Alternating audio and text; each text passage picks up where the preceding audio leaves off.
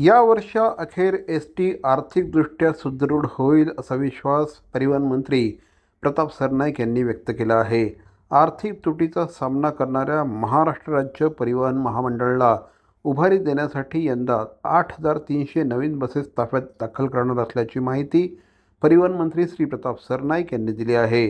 Buses वाढल्या तर प्रवासी आणि उत्पन्न देखील वाढेल असा विश्वास देखील श्री सरनाईक यांनी व्यक्त केला आहे.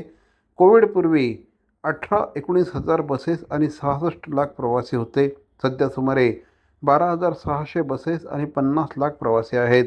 नव्या आराखड्यामध्ये 3,000 3x2 राजमाता जिजाऊ बसेस, त्याचप्रमाणे 5,000 साध्या बसेस, 100 मिडी आणि 200 अत्याधुनिक बसेसचा समावेश असणार आहे.